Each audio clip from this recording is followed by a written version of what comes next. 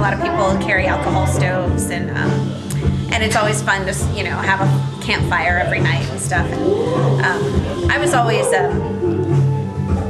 really, I don't know, like it would always freak me out whenever anybody would go to sleep and like there would still be like embers burning. I was just like, you know, we need to, like, you know, pee on the fire or like dump water on it, because, you know, going to sleep with that, you never know what's going to happen at night. Or I know one time, like, I accidentally dumped the alcohol out of my stove. Luckily I hadn't lit it yet, but you know, it's so easy to just knock something like that over, and if it's burning already, then you can have some troubles, that's for sure.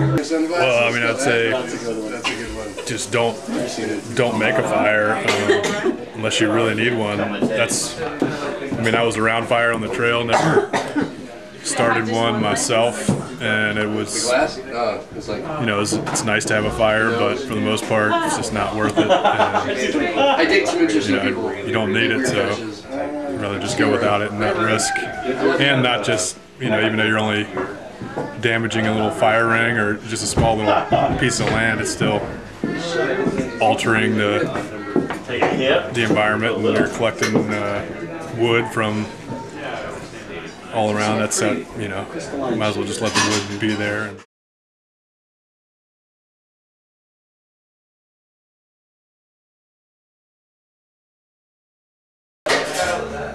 Rabbit, you want to take it? No, go for it. All right.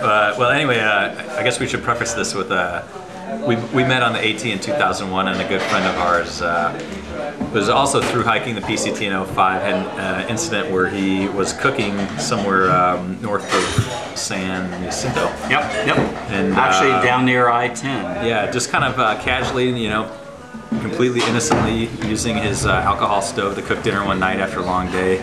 And I think the winds coming through the pass blew just some dry brush over his stove, caught it on fire, and wound up starting with a 50 or 60 acre fire down there. I think it was more like 500 acres. It was a big fire. Yeah. Yeah, those guys came out and they fought the fire, and of course, you know, it was early in their season for what they consider the fire season. And everything was going well, but then about a week later, the district attorney for the county contacted him and said, you know, they were going to prosecute him and press charges for the cost of the fire cleanup, which was a big shock for him, and you know, obviously it took him off the trail.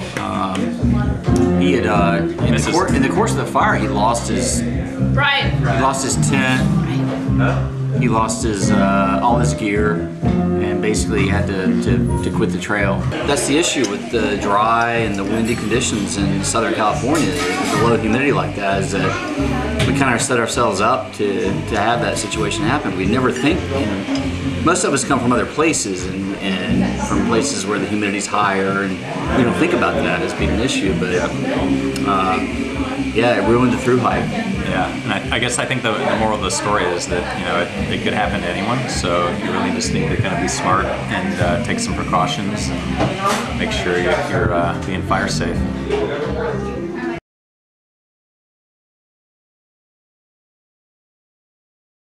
Fire's a bad thing. Fire's a good thing too, but in the hands of the wrong person. It's amazing. I've learned so much from it. If you burn the PCT, I'll find you. I'll find you at Cascade Locks, the Bridge of the Gods. I'll find you there. Pop out your eye and skull you. There, I censored myself. It's like poetry. It is.